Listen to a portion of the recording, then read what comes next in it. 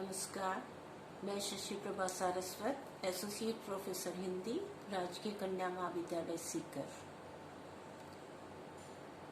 पूर्व वीडियो को क्रमबद्ध रखते हुए अध्ययन की सतत कड़ी को आगे बढ़ाते हैं और सुमित्रानंदन पंत जी की प्रथम रश्मि की अगली व्याख्या करते हैं।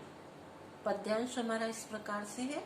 निराकार तम मानो सहसा, ज्योति पुंज में हो साकार, बदल गया द्रुत जगत जान में, धरकर नाम रूप नाना, सिहर उठे पुलकित हो द्रुमदल, सुप्त समीरण हुआ अधीर, झलका हास कुसुम अधरों पर, हिल मोती का सा दाना, खुले पलक भेली सुवर्ण छवि, खिली सुरभि डोले मधुबाला, स्पंदन कंपन अवनव जीवन, सीख जग ने अपनाया।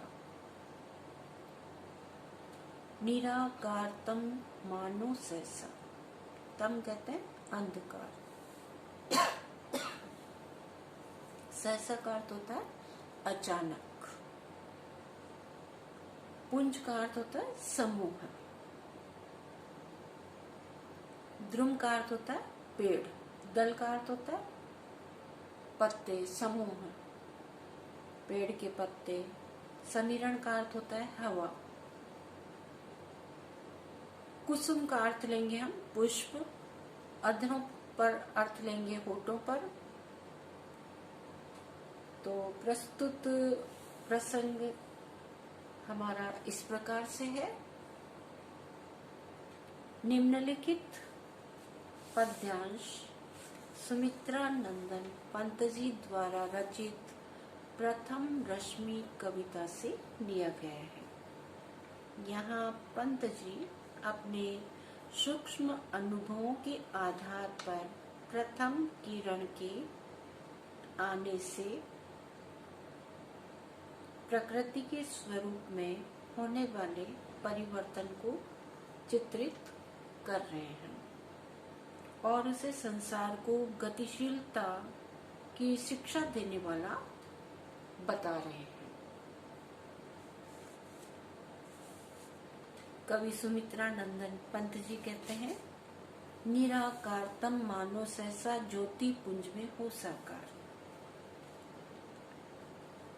रात्रि के वातावरण में निराकार, बिना आकार वाला, तम कहते हैं अंधकार को, रात्रि के वातावरण में जो निराकार अंधकार चारों तरफ छाया हुआ है, फैला हुआ है, वह मानो प्रातः काल होते ही, सवेरा होते ही विशाल प्रकाश पुंज में साकार हो गया है और संसार के समक्ष पदार्थ नाना रूपों को धारण करके आलोकित होने लगे हैं।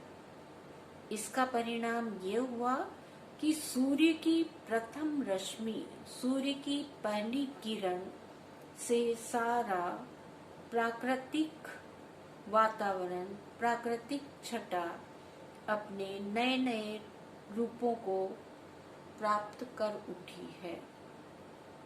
कवि सुमित्रानंदन पंत जी कहते हैं कि सूर्योदय होते ही, प्रातःकाल होते ही सूर्य की प्रथम किरण के बिखरते ही पेड़ों के पत्ते पुलकित हो उठे और रात्रि में जो हवा सो गई थी वह भी प्रकृति के बदले रूप अर्थात प्रातःकाल होते ही अधीर होकर बहने लगी, हवाएं चलने लगी।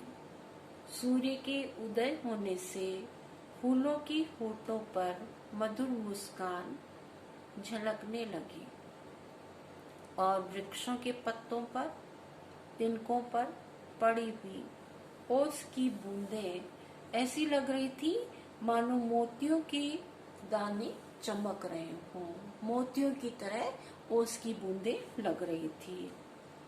कवि प्रातः कालीन शोभा का वर्णन करते हुए आगे कहते हैं कि सूर्य की प्रथम किरण के फैलते ही सभी प्राणियों के पलक खुल गए, अर्थात आंखें खुल गई, सब जागृत अवस्था में आ गए, संपूर्ण प्रकृति जाग गई और सब जगह सुनहरी हवाएं फैल गई, फूल खिलने लगे, पुष्प खिलने लगे और उनकी सुगंध चारों तरफ फैलने लगी, जिसके कारण लालची भंवरे इधर उधर मंडराने लगे। फूलों का परागकण पराग रस प्राप्त करने के लिए भंवरे इधर उधर मंडराने लगे, फूलों पर मंडराने लगे। इस भांति संसार ने प्रातःकाल की पहली किरण में हिलना डुलना और नया जीवन अपनाना सीख लिया है। विशेष टिप्पणी में हम ये दो बातें प्रस्तुत करना चाहेंगे।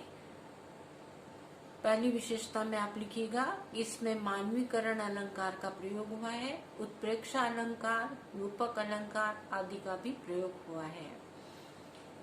कवि सुमित्रानंदन पंत जी ने प्रातःकालीन प्रथम किरण के उगने से प्रकृति और जग जीवन में होने वाली स्वाभाविक परिवर्तन की तरफ संकेत किया है।